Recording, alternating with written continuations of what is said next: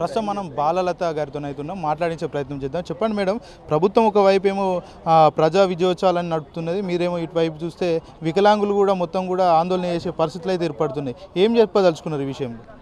యాక్చువల్గా గత సంవత్సరం నుంచి దివ్యాంగులకు రావాల్సిన ఏదైతే ప్రభుత్వం ప్రామిస్ చేసిందో, మేనిఫెస్టోలో పెట్టిందో ఆ పెన్షన్ హైక్ అనేది దివ్యాంగులకు ఇవ్వలేదండి.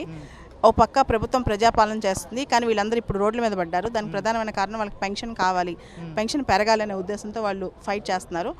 ఆంధ్రప్రదేశ్ ప్రభుత్వం ఒక పక్క వాళ్ళకి పెన్షన్ పెంచింది, ఇక్కడ మాత్రం వీళ్ళు 2000 నుంచి 6000 చేయాలంటే మాత్రం ప్రభుత్వం ఇంకా చేయలేదు. ఇక్కడ వీళ్ళందరి డిమాండ్ ఏంటంటే తక్షణమే పెన్షన్ పెంచాలి, ఏరియర్స్ కూడా ఏదైతే బకాయిలు బాకీ ఉన్నాయో అవి కూడా వీళ్ళకి ఇవ్వాలని చెప్పి ప్రధానమైన డిమాండ్. దాంతోపాటు మీరు చూసారు, తెలంగాణ ప్రభుత్వంలో మహిళలకి బస్సు ట్రావెల్ అనేది ఫ్రీ ఇచ్చారు. దివ్యాంగులకు మాత్రం వీళ్ళకి చాలా ఎక్కువ అవసరం, వీళ్ళకి మాత్రం అలాంటిది లేదు. వీళ్ళు ఒక చోట నుంచి ఒక చోటకి వెళ్ళాలంటే ఉద్యోగాలు లేనప్పుడు ఎలా ఖర్చు పెట్టుకోగలరు? అసలు వీళ్ళు బస్సు ఎక్కడమే కష్టం. అలాంటి కష్టపడి వీళ్ళు ఎక్కినప్పుడు వీళ్ళకి ఉచితం ఎందుకు ఇవ్వట్లేదు అనేది ప్రధానమైన ప్రశ్న అనమాట. అంటే దివ్యాంగ మహిళలని కాదు, దివ్యాంగులో పురుషులు కూడా ఉంటారు కదా. మేనిఫెస్టోలో కూడా 4 అంశాలు పెట్టారు మేడం. అందులో ఉచిత బస్సు ప్రయాణం ఏదైతుందో అది వికలాంగులకు కూడా ఇస్తామని కూడా చెప్పిన పరిస్థితి ఉంది. మరి ఈరోజు మీలాంటి వాళ్ళు చెప్పలేకపోతున్నారా? మరి ప్రభుత్వం మీ సూచనలు తీసుకోలేకపోతుందా? ప్రభుత్వానికి అన్నీ తెలుసు, కానీ ప్రభుత్వం దివ్యాంగుల పట్ల నిర్లక్ష్య వైఖరి అని నేను చెప్తానండి. అందుకని వీళ్ళు వచ్చి వాయిస్ లేదు, వీళ్ళు వచ్చి ఎక్కడ వాళ్ళు బాగా వినిపిస్తారు అని చెప్పి.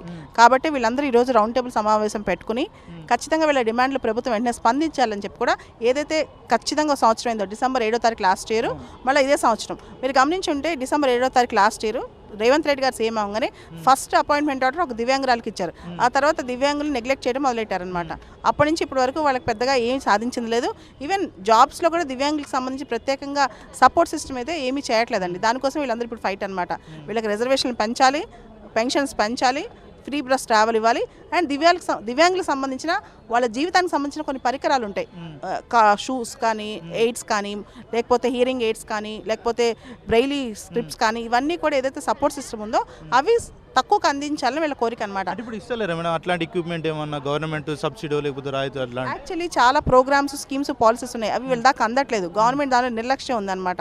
ముఖ్యంగా వీళ్ళని పట్టించుకోవట్లేదు. అందుకని వీళ్ళు వాయిస్ ఇప్పుడు బయటికి చెప్పాల్సి వచ్చిందనమాట. ఇంతమంది దివ్యాంగులు తెలంగాణ రాష్ట్రం నుంచి మొత్తం నుంచి వచ్చి ఒక చోట ఉన్నారంటే మీరు అర్థం చేసుకోవచ్చు. ఇంతమంది ఇంత కష్టపడి చూడండి, తను ఎలాంటి పరిస్థితిలో ఇక్కడికి వచ్చింది. తను అసలు నడలేదనమాట. సిద్దిపేట ఆ ప్రాంతం నుంచి అమ్మాయి బయలుదేరి వచ్చిందనమాట. తను వచ్చింది చూడండి ఎట్లించో. వాళ్ళు అన్ని సమస్యలతో వచ్చారనమాట. ఇలాంటి వాళ్ళని మనం పైకి తీసుకురావాలి కదా. ఒక మహిళ దివ్యాంగురాలు ఉండి హైదరాబాద్ దాకా ఈరోజు ఎందుకు వచ్చింది? ఆ ఊరి నుంచి ఏ బస్ ఎక్కి వచ్చింది, ఎందుకు వచ్చింది అనేది పెద్ద క్వశ్చన్ అనమాట. తను చెప్తుంది, మేడం నాకు బోల్డ్ కష్టాలు ఉన్నాయి, నా కష్టాలు ఎవరు ఒడ్డేరుస్తారని. నీ కష్టాలు లిస్ట్ ఏంటమ్మా చెప్పంటే అసలు అది కష్టాలు కాదు, సామాన్యమైన మనిషి హక్కులు అనమాట. ఇలాంటి హక్కులు మనిషిగా తను తెలంగాణలో పుట్టినప్పుడు ఇలాంటి హక్కులు ఉండాలి కదా. అలాంటి లేనప్పుడు ప్రభుత్వం ఏం చేస్తుందని ప్రశ్నించడానికి అమ్మ ఇక్కడ దాకా వచ్చిందనమాట. వాళ్ళందరూ వాయిస్ వినిపించలేకపోతున్నారు కాబట్టి మందకృష్ణ గారు ఈరోజు ఇక్కడ దాకా రావడం జరిగింది.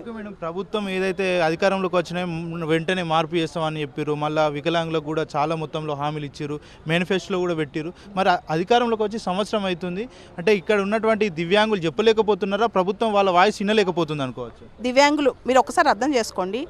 ఈరోజు ఈ మీటింగ్కి, ఈ రౌండ్ టేబుల్ కాన్ఫరెన్స్కి ఇంత కిక్కిరిసి వచ్చారంటే అందరూ దివ్యాంగ సమాజం, దానిలో వీళ్ళు చెప్పలేకపోవడంలో ఎటువంటి నిర్లక్ష్యం లేదు. వీళ్ళు పాపం ఎప్పుడు అడుగుతూనే ఉన్నారు, కానీ ప్రభుత్వం స్పందించే తీరే చాలా నిర్లక్ష్యంగా ఉందని చెప్పగలను. దానికి ప్రధానమైన కారణం వీళ్ళు నిజంగా అంత పెద్ద ఓట్ బ్యాంకా లేదా వీళ్ళ వల్ల ఏమవుతుందని నేను కానీ చెప్తాను. తెలంగాణ మొత్తం మీరు 21 రకాల డిజబిలిటీస్ కొత్త చట్టం ప్రకారం చూస్తే దాదాపు 15 నుంచి 20 లక్షల మంది దివ్యాంగులు ఉంటారు. వాళ్ళ అమ్మ, నాన్న, చెల్లి, అన్న వీళ్ళందరూ కూడా ఓట్ బ్యాంకే. ఎందుకంటే వాళ్ళ సమస్య పరిష్కారం అయితే ఆ కుటుంబ సమస్య పరిష్కారం అయినట్టే. కానీ ప్రభుత్వం అలా ఆలోచించట్లేదు. ఓన్లీ కొంతమంది 10 లక్షల ఓట్లు, 5 లక్షల ఓట్లని. ప్రభుత్వాలు మారాలంటే 5 లక్షలు, 10 లక్షల ఓట్లు చాలు. అది ప్రభుత్వానికి అర్థమయ్యే రోజు దివ్యాంగ సమాజం ఎప్పుడొకప్పుడు తీసుకొస్తుంది అనమాట. అంటే ప్రభుత్వంలో ఏం భయం లేదంటారా? మరి మీ దివ్యాంగుల పట్ల మళ్ళీ రాబోయే రోజులు ఓట్లు వేస్తారో వేయరో, మరి వాళ్ళకి ఏదైతే హామీలు ఇచ్చామో అవి నెరవేర్చాలని అట్లాంటి సిచ్యువేషన్స్ ఏం కనబడతలేవా? ఖచ్చితంగా ప్రభుత్వానికి దివ్యాంగుల పట్ల స్పందన లేదు, ప్రభుత్వానికి వీళ్ళ పట్ల ఆలోచన లేదు. ఒక్క సందర్భంలో మీరు గమనించండి, జైపాల్ రెడ్డి గారు ఆయన విగ్రహం తెలంగాణలో తీసుకొచ్చారు, పెట్టారు, చాలా పెద్ద స్టాట్యూ పెట్టారు. కానీ జైపాల్ రెడ్డి గారు ఆ సమస్యను ఆయన ఎదుర్కొని బయటికి రావాలంటే ఆయనకి సమాజం సపోర్ట్ చేసింది. అటువంటి సమాజం అందరు దివ్యాంగులకు సపోర్ట్ చేయాలి కదా, అటువంటి ప్రభుత్వం అందరికి సపోర్ట్ చేయాలి కదా. అప్పుడు ఆయన విగ్రహం పెట్టినప్పుడు అందరి గురించి ఎందుకు ఆలోచించరు? ఇదే పెద్ద క్వశ్చన్.